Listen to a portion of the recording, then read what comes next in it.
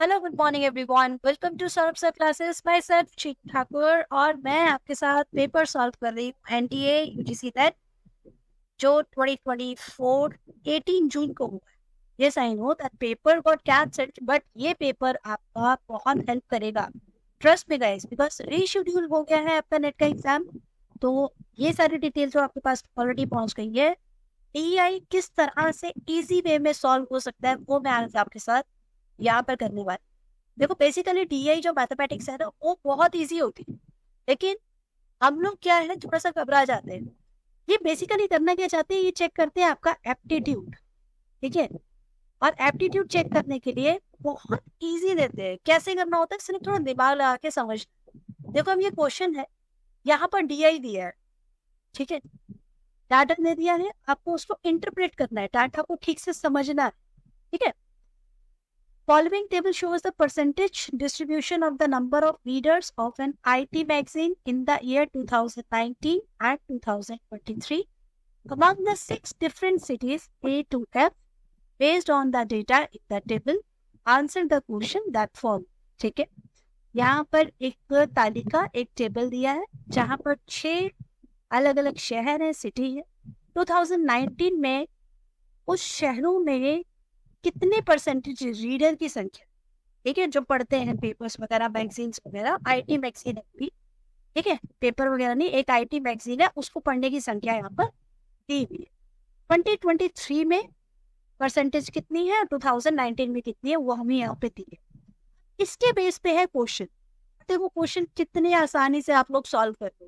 कैसे, देखो first question क्या है, if the number of readers from city C in the year 2019 and that from city E in the year 2023 were 73,100 and 51,300 respectively, then the number of readers from city B in the year 2023 was approximately kitna, more than that in 2019।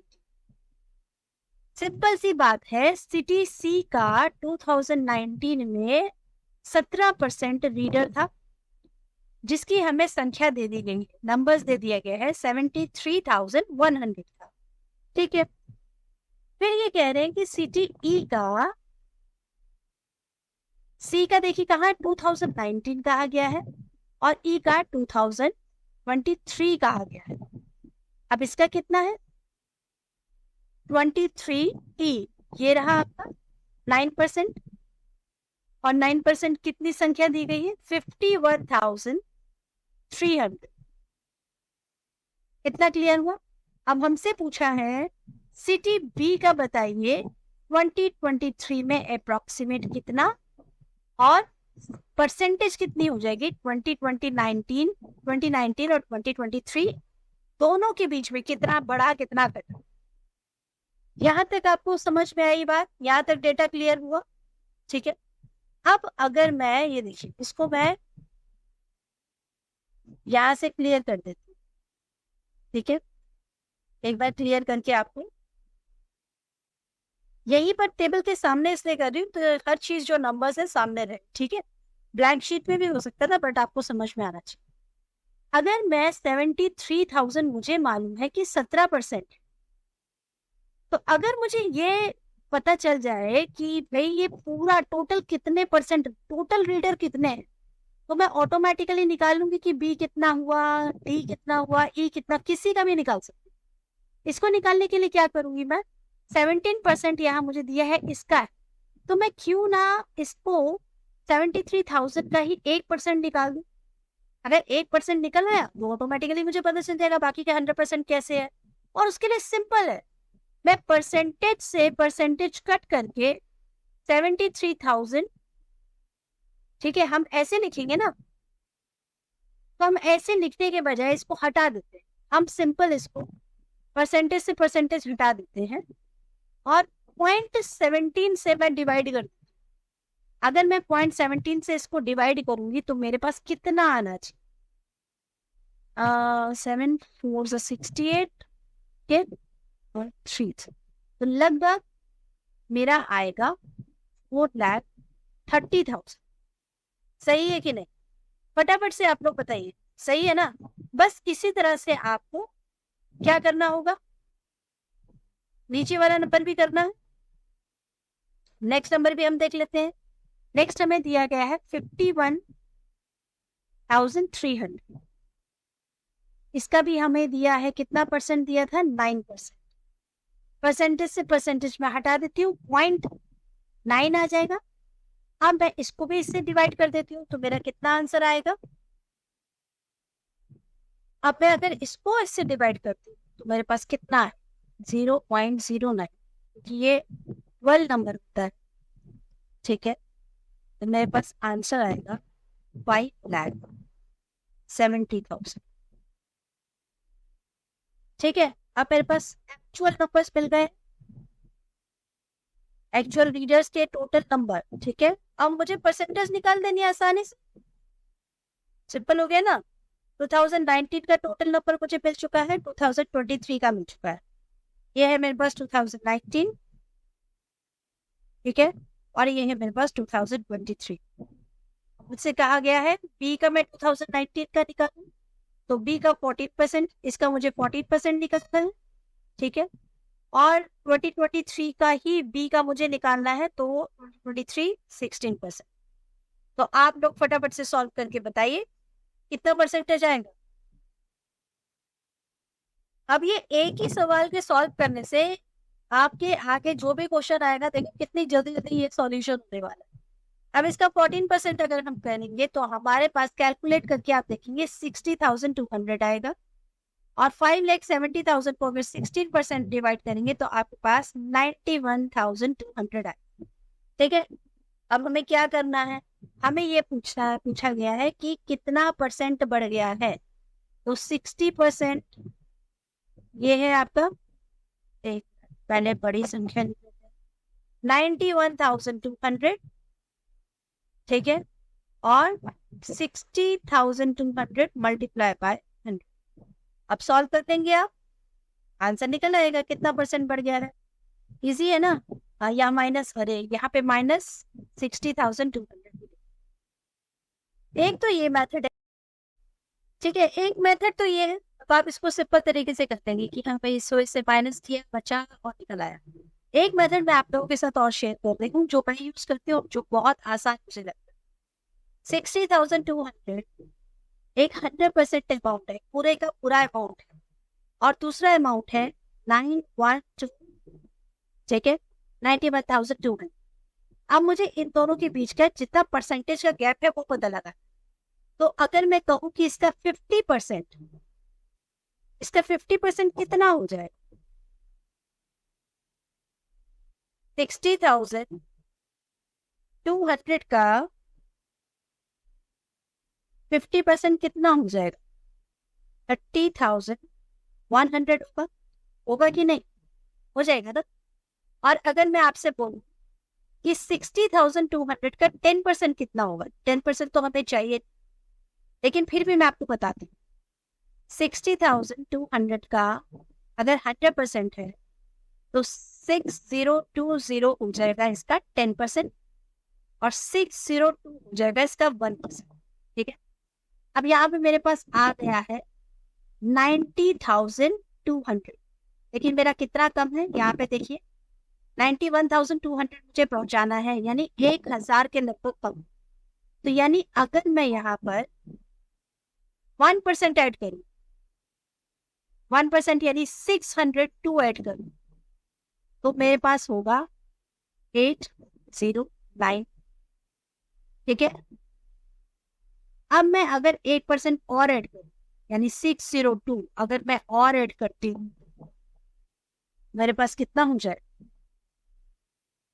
एक minute, ये वाला erase करते हैं portion, ठीक है। Yes, तो मेरे पास ये 4, ये 4, और ये मेरे पास आ गया 91,400, यानी कि 52% से कम है, 52% से कम है। तो ये नहीं होगा, ये भी नहीं होगा, और ये भी नहीं होगा। तो आंसर कितना निकल आएगा मेरा, 51.5। अब आपके ऊपर है कि आपको कौन सा मेथड यूज करना है, ये वाले मेथड से करना है ये वाला मेथड, ये वाला मेथड से करना है ये वाला मेथड, दोनों ही आसान। चलिए चलते हैं नेक्स्ट क्वेश्चन की तरफ। नेक्स्ट क्वेश्चन की तरफ बढ़ रहे हैं। नेक्स्ट क्वेश्चन है question number 2। If the number of kids from the city D in the year 2019 and 2023 were 77,400 and 1,40,000 respectively, then ठीक है, then what is the difference between the number of readers from city F in the year 2019 and that in 2023? आपको जो भी data मिला है उस data को हम लोग यहाँ नोट कर देते हैं। हमें सिटी डी का मिला है 2019 में, ठीक है, 2019 में था 77,000, ठीक है, और 2023 में था 1,14,000। मेथड से वही फर्स्ट क्वेश्चन वाला ही है। सिटी डी का 2019 में परसेंटेज है 9%, यानी कि इसका है 9% और इसका है सिटी डी का 2023 में 10%।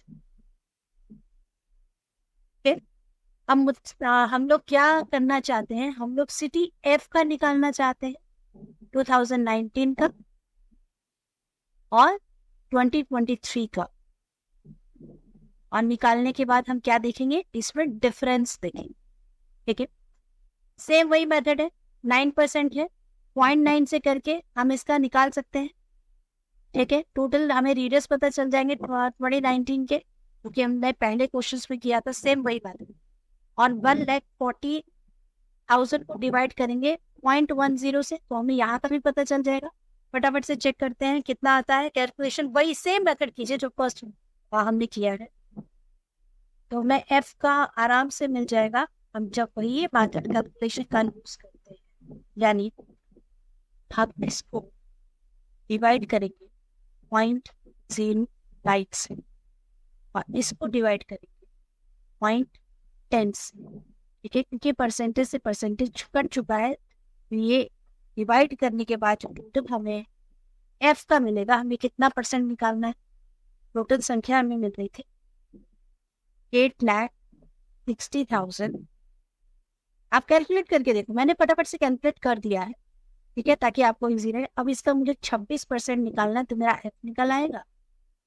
और ये मैं अगर इससे मल्टीप्लाई पूरा करती तो 10.10% है, तो ऑटोमेटिकली 1,11,40,000 मुझे 10 ऊपर चढ़ जाएगा ना, ठीक है जी।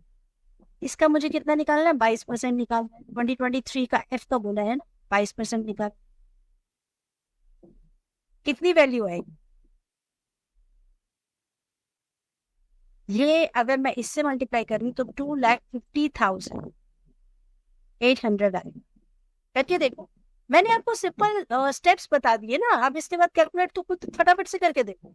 अब आप ये भी कहोगे कि मैं कैलकुलेट करके दूंगी, ये मैडम कैलकुलेट क्यों नहीं कर रहे, तो बहुत स्ट्रेट बात है। मैं आपको मेथड तो बता रही हूँ सिंपल, आपको मल्टीप्लाई करना है, कैलकुलेट करना है, करके देखिए और ये निकलेगा 2,23,600 जब आप इसको इससे मल्टीप्लाई करें। बस डिफरेंस देखो, 210, 3, 7, 4, 2 एंड 0। आंसर देखिए ऑप्शन 27,000 ये रहा, ये इसका आंसर निकला। अगर आप एक बार समझ गए कि डेटा कैसे सॉल्व किया गया है तो उसका आंसर निकल, ठीक है। क्वेश्चन नंबर 1 और 2 समझ में आया। क्वेश्चन नंबर 3 हम अपने नेक्स्ट वीडियो में करेंगे, तो वीडियो कंटिन्यू देखते रहिएगा, सब्सक्राइब कीजिएगा, शेयर कीजिएगा और लाइक जरूर कीजिएगा अगर आपको पसंद आए सेशन, और कमेंट करके बता दीजिएगा कि आपका कौन सा सम ठीक था और कौन सा सम गलत।